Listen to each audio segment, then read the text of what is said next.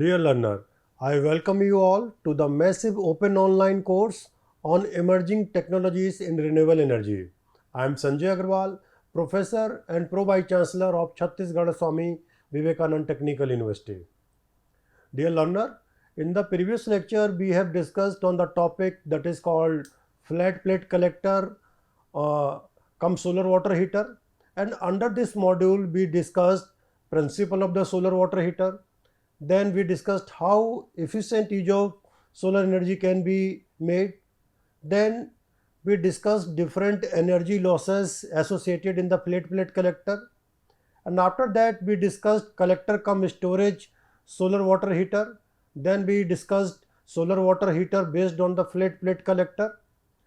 And we have also discussed how thermal performance of the solar water heater can be calculated. So learner, in this particular session we are going to discuss the topic is solar air heater and solar dryer. So under this module first we will cover topic solar air heater, and under section of this solar air heater we will explain classification of the solar air heater, like natural type of solar air heater and forced circulation type of solar air heater. Then we will also discuss various advantages of the solar air heater. And after that we will take another topic that is a part of the solar air heater. You can say that topic is solar dryer, and under this particular section we will explain principle of the open sun drying and what are the different advantage and disadvantage of this open sun drying. It will also be discussed. And after that we will discuss principle of the solar drying, like natural circulation dryer and forced circulation dryer. And after that we will also highlight what are the advantage and disadvantage of this solar drying. So as you know, a solar collector is basically a heat exchanger which absorbs the incident solar radiation and convert it into heat, and finally transfer this heat to a heat removal fluid, which is also called working fluid for an end use system. If the working fluid is a water, then it will be called solar collector solar water heater, or if this working fluid is air, then it will be called solar air collector, or you can say solar air heater. Now we will discuss principle of the solar air heating system. So solar air heater can be broadly classified under two categories. First type has non-porous absorber, in which air stream does not flow through the absorber plate. Air may flow above the and or below the absorber plate. And second type has a porous absorber, in which air stream flow through the absorber plate. Now we are going to discuss solar air collector with the non-porous absorber. The simplest type of non-porous solar air heater is one which consists of bare metallic plate, the top of which is suitably blackened, and another plate the rear of which is insulated below the absorber plate is used to form the duct for the airflow. The incident solar radiation on the blackened surface get absorbed, and the resulting heat is partially transferred to the flowing air within the duct. Here you can see the schematic diagram of the solar air heater. The main disadvantage of this type of solar air collector is high thermal losses to the ambient due to the convection and radiation. Therefore, the alternative design have been developed where this type of thermal losses are reduced. The convective losses can be reduced by covering the absorber plate with one or more transparent cover, usually called glazing, and such solar air heater you can see in this particular diagrams. So in the solar air heater, as shown in this particular diagram, the airflow duct is between the glazing, or you can say glass cover, and the absorber. The flow of air is above the absorber. On the other hand, the airflow is below the absorber in the solar air heater is shown in this particular diagram. Here you can see the selective coating may be applied to the absorber to reduce the radiative losses. So again we will discuss here the thermal efficiency of the solar air heater that we have already discussed How the thermal efficiency can be calculated? Here you can see the formula of the thermal efficiency. Eta is equal to Fr tau alpha minus UL Ti minus Ta upon I, where this eta is what? Eta is nothing, it is a thermal efficiency of the collector. Fr is heat removal factor of the collector. U suffix L is collector heat loss coefficient between the absorber plate and the ambient, and tau is a transmissivity, alpha is a absorbivity, and this Ti is what? This Ti is nothing, it is a inlet air temperature, and Ta is a ambient temperature, and this I is a solar radiation incident, which is generally measured in watt per meter square. This tau alpha is basically, it can be referred as effective transmissivity absorbivity product, and the heat removal factor Fr is defined by this formula. Fr is equal to useful collected energy upon useful collected energy if the absorber plate at the inlet air temperature. So the maximum value of Fr can be unity, and the efficiency can be increased by the increasing the heat removal factor and by reducing the heat loss coefficient. So the other parameter for increasing this thermal efficiency are, first one is increasing the mass flow rate per unit area, or you can increase the thermal efficiency by increasing the convective heat transfer coefficient between this air stream and the absorber plate. Third way by which you can increase the thermal efficiency is by increasing the surface area to the transfer heat from the absorber plate to the air stream using fins, etc. So variation in the method of blowing air and the position of the absorber with respect to the cover leads to the different design with the varying thermal efficiency. So the number of transparent cover over the absorber is an important influencing collector performance. So with increasing the number of covers, the overall thermal losses from the absorber plate to the ambient decrease, but simultaneously the effective transmittivity and absorbivity product of the system also decreases. So there is a thus balance between the solar gain and the heat loss, and the use of one or more cover usually depends on the range of temperature for which collector is designed. The final selection of number of cover has to be based on the economic performance criteria, which aims to minimize the life cycle cost of thermal energy collected by the solar air heater. So the main disadvantage of non-porous solar air heater is the low transfer between the air and the absorber plate. The heat transfer can be increased by roughing the surface of the absorber at the rear by adding fins or by making the absorber plate V-corrugated. The design of non-porous absorber here, with such design variation are here shown. Just you go through this particular design and just focus on that, what is the difference between the previous solar air collector and this one. An important drawback of non-porous absorber plate is the necessity of absorbing all incoming solar radiation over the projected area from a thin layer over the surface, which is order of few microns.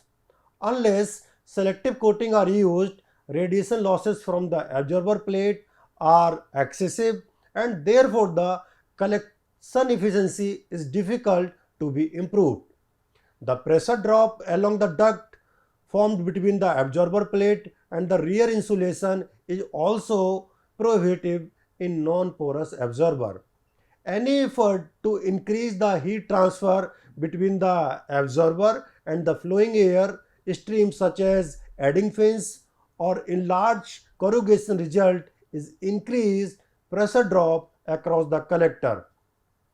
More fan power is therefore required to maintain the same airflow rate through the heater. Now we will discuss here solar air collector with porous absorber. You have seen some of the problem with the non-porous type of solar air heater. A porous absorber has been shown in this figure, which overcomes some of the problem discussed earlier. A porous absorber overcomes some of this problem in the following way. One is the solar radiation penetrates to greater depth and is absorbed gradually depending upon the porosity of the absorber. The incoming introduced from the upper surface of the matrix is first heated by the upper layer, and the air stream get heated while traveling through the matrix layer. The lower matrix layer are hotter than upper ones, resulting into better heat transfer from the matrix. And second way by which you can this problem can be overcome, that is a pressure drop for the porous matrix is usually much lower than the non-porous absorber. Now we will discuss the application of the solar air heating system. So the air heated by the solar collector can be used in the following application like space heating, then solar drying, then solar water heating. Now we will discuss the application that is called space heating. Solar air heating system consists of an array of solar heating collector along with the storage capacity. There may be 4 possible mode of operation. The first way is if the solar radiation is available and the heating load is there, the room air is circulated through the solar collector and returned back to the room. Second way is when there is a no space heating load, the air heated by the collector is sent through the bed storage while the thermal energy carried by the hot air is absorbed by the packed bed for the later use. Third method is when there is a no sunlight but the space requires heating, then the room air is circulated through the packed bed to meet the required heating load. The another method is when there is no sunlight, the stored energy is not sufficient to meet the required heating load. Then some auxiliary energy source is used to meet the extra heating demand. Now we will discuss the another topic that is called solar dryer. Solar energy has a tremendous potential among all the renewable energy sources. If we are able to convert even a small fraction of it, it will turn out one of the best energy source to the human society. Solar air heating systems are used mainly for the drying applications. Solar dryer can be used in agriculture for the food and crop drying and in industries for drying chemicals, etc. Solar drying can be used for the entire drying process or for the supplementing artificial drying system, so reducing the thermal amount of fuel energy required. Now we will discuss here the drying. So whether it is a open sun or solar drying or by any other method, the drying implies the partial removal of the moisture, that is water, from the material. But when fuel fired equipment is used in the process, then the term dehydration is often used. The condition essential to both drying and the dehydration include a supply of heat energy to evaporate the water and a supply of air to carry away the water vapor produced. So there are 3 types of drying. One is a open sun drying, next one is a direct mode drying, and third one is indirect mode drying. So now we will discuss the open drying. In open drying, what happens? The product to be dried is spread on a clean surface. Then solar radiation falls on the surface of the product. A part of the solar radiation is reflected back while the remaining part is absorbed by the surface of the product. The absorbed radiation is converted into thermal energy and temperature of the product start rising. This leads to the loss of long wave radiation from the surface of the product to the ambient air through the moist air. Simultaneously, there is a convective heat loss due to blowing wind over the product. It results in evaporation of the moisture and its loss to the surrounding air and products get dried. Open sun drying, though it is very economical, has many demerits. And what are these demerits? Number one is open sun drying requires presence of somebody at site throughout the drying period so that the product could be protected from the birds, animals and adverse weather conditions.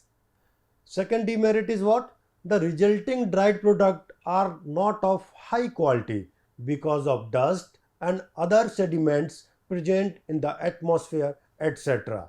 Next disadvantage, or you can say demerit, is what? The product are usually unhygienic. So all this problem can be avoided to the large extent by using solar drying.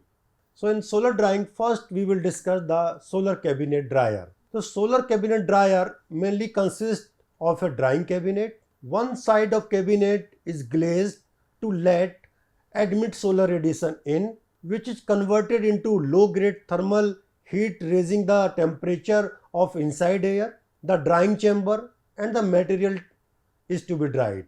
Usually the solar radiation falls directly on the material being dried. The moisture evaporated by solar heat is removed by the air circulation, and this is accomplished either by designing to encourage natural convective airflow or by forcing circulation with fans or blowers. It consists of wire mesh trays fitted in wooden framework and covered by clear plastic sheet. Such a dryer is usually called cabinet solar dryer. A typical solar cabinet dryer is of 10 meter square surface area, could dry about 20 to 25 kilogram of product in about 3 to 4 days if adequate sunshine is available. Means if sunshine is roughly 700 watt per meter square or 800 watt per meter square, then you can dry this 20 to 25 kilogram product in 3 to 4 hours if the size of this cabinet dryer is 10 meter square. Now here we will discuss the dehydration of fruit and vegetable products. Drying of agriculture product is an important unit operation. It refers to the removal of the moisture from the agriculture products to a predetermined level. Dehydration, on the other hand, means artificial removal of moisture to the desired level. Many fruits and vegetable products contain high moisture content and they deteriorate or perish quickly.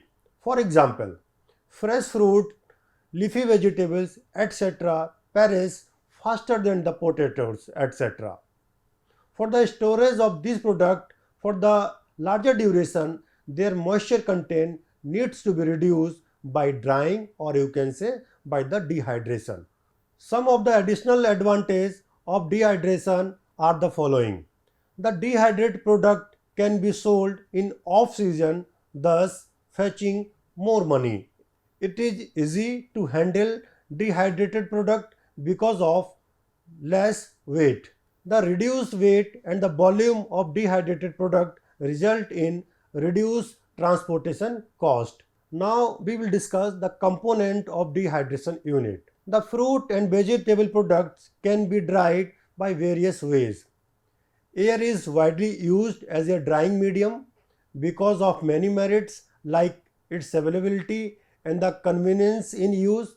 The principal component of solar drying system are the following. First one is solar air collector. So solar air collector, also called solar air heater, are used to heat for ambient air. Next unit is called air handling unit. The air handling unit consists of blower and suitable ductwork. The air handling unit takes heated air from the solar collector and sends it to the drying unit. In the drying unit, the drying takes place in the unit, whereas heated air extracts moisture from the product which is to be dried. And schematic diagram, here you can see the different unit has been shown in this particular diagram. The air handling unit should take into consideration the fact that more air is required to transfer heat to the product to evaporate the moisture present then is needed to transport vapor from the drying unit. Usually 5 to 7 times as much air is required to heat the heat product and to carry away the moisture.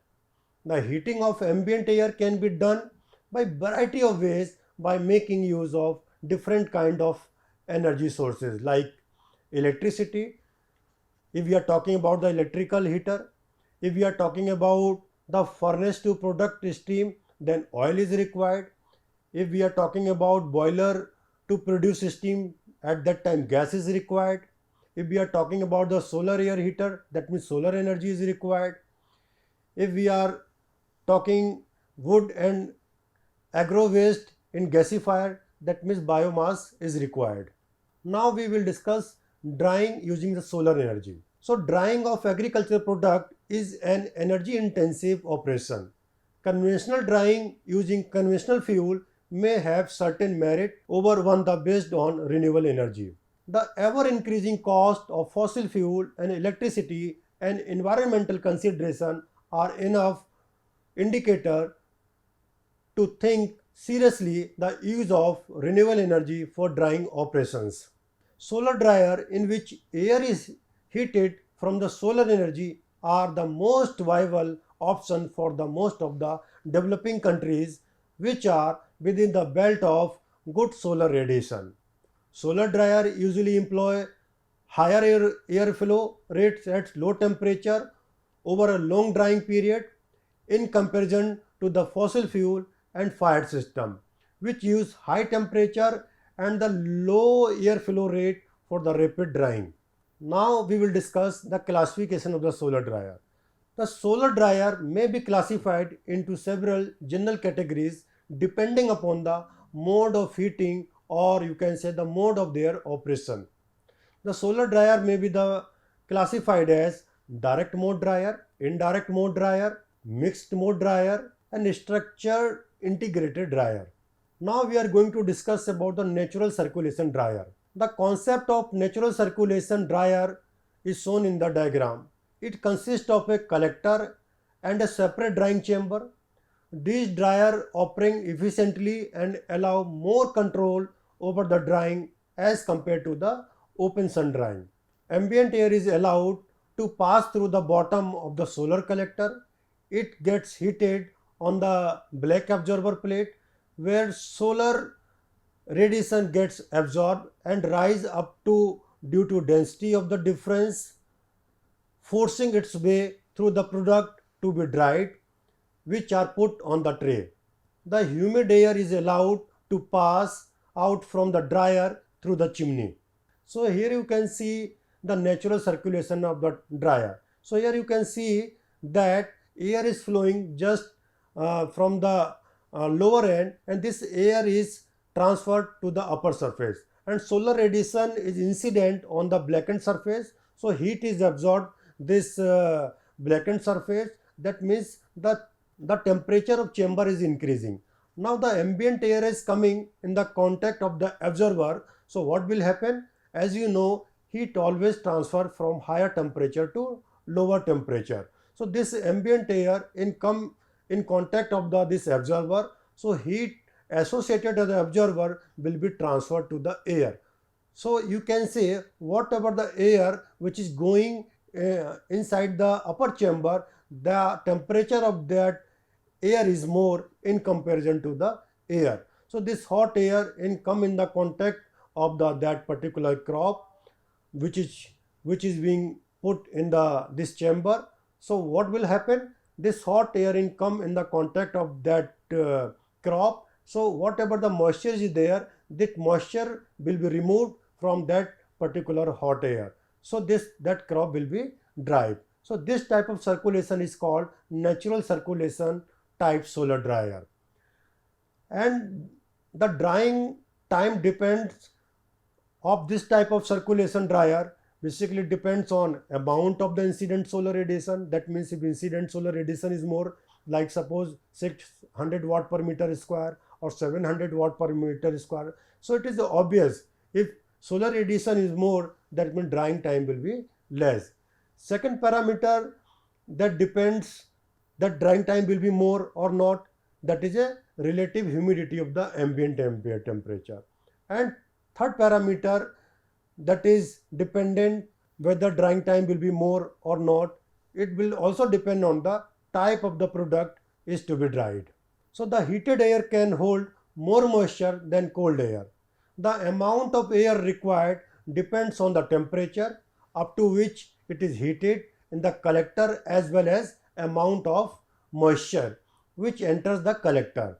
Thus, moisture absorption capability of the air is affected by its initial humidity and by the temperature to which subsequently heated. Now we will discuss the forced circulation dryer. So in the previous one that we discussed the natural circulation dryer. So natural air is coming from the lower part, and it is going through the upper chamber.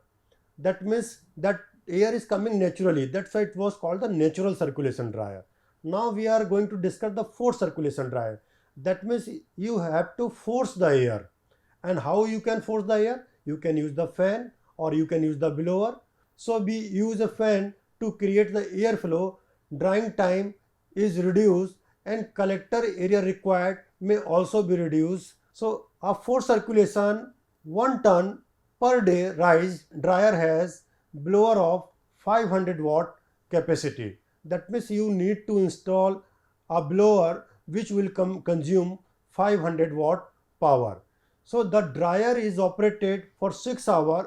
Electricity consumed by the blower is what? Because the capacity of that blower is a 500 watt, just you multiplied by the 6 hours. So it comes 3000 watt hour, or because you are going to calculate how much unit is required, so just you divide by the 1000, so it is coming 3 kilowatt hour.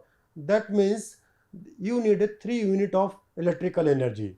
So if the cost of electricity is, just you are assuming that it is 5 rupees per unit, so the electricity cost will be about rupees 15 per ton of rice which is going to be dried. Now you can take the another example of the forced circulation dryer. Here you can see that one chamber is made, and you can see that 2 PV modules are used. These PV modules are used to give the electricity to the fan. So if we use a fan to create the airflow, drying time is reduced and the collector area required may also be reduced by some amount. So here you can see the 2 fan, or you can say 2 blower are used, and this fan is operated by this PV module. So here you can see the crop which has to be dried or is put on the this platform, and air is coming from the lower portion, and then because fan is used, so this will suck the air. So whatever the air is coming from the lower portion, it will come in the contact of the crop, and this moisture will be removed, and this moisture will be removed through this fan. That means whatever the moisture is there, it will be extracted. So you can see the drying time can be reduced if you are using the forced circulation dryer. Just you can see whatever the crop that was dried by the forced air circulation dried, that crop was the mint. So you can see in the first day when the this mint was put in the tray, in the second day you can see, because the drying was started from the first day, so you can see the status of that particular crop on the second day, and this is the state of that mint in the third day. And after the fourth day, because that mint was dried perfectly, then it was mixie was used to make the powder, and in the fourth day the dry powder of the mint was available. So that means you can see that mint, to make the dry powder of the mint from the weight, just you took the 4 days, and this is the how you make the mint powder from the forced circulation type of the solar dryer. These are the some photograph. You can see the forced type of the circulation dryer. This is the front view and the rear view of the solar dryer. From the another way, you can see the crop that has been put on the tray, and the above is a basically semi-transparent PV modules was used. That means it have a glass as well as the photovoltaic cell.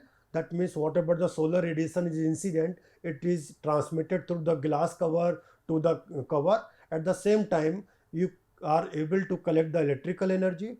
So by this electrical energy, you are running the fan, or just you are extracting the hot air from that particular fan. That means for running the fan, electrical energy can be generated from the PV module, and such type of uh, force mode circulation solar dryer is used where electricity is not available. That means some part of the energy, electrical energy, can be used to run the fan, and remaining energy, electrical energy, can be stored in the battery, and you at the same time you can run the fan, and you can switch on the any LED and CFL also. Now we will discuss the merit and demerit of the solar drying. So what are the different merit? Solar drying technologies are simple for improving the rate of drying over the traditional method. Second advantage is solar drying to the desired moisture levels reduce the losses during the storage and increase the value of final output. Selling crops at the correct moisture level increase their value. Solar drying systems are relatively cheap to install and have minimal maintenance cost. So every system that have a merit, that will have a demerit also, that will have a disadvantage also. So there are some disadvantage of the solar drying. That is, solar drying system employing a natural circulation are slow, and mechanized system using new and renewable sources as fuel are expensive to run. The solar air heater are simple, but the technology behind them needs to be carefully understood so that they can be operated efficiently. Otherwise, these may be operated ineffectively. So dear learner, in the today's session we discussed on the topic solar air heater and solar dryer, and under this module first we discussed on the topic solar air heater, and under section of solar heater we explained classification of the solar air heater.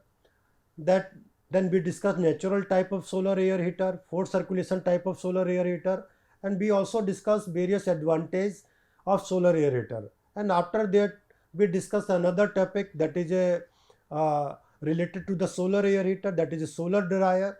And under this section we explained principle of the open solar drying, merit and demerit of the open sun drying.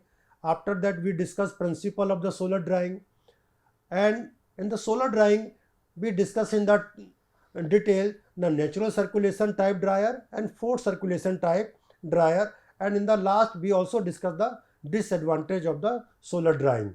So dear learner, in the next session we will discuss the various application of the solar PV technologies like solar lantern, solar street light, solar community light. Then we will also discuss solar PV system for the drinking water, and in detail we will discuss the solar water pump and solar power traffic signal system. Thank you very much.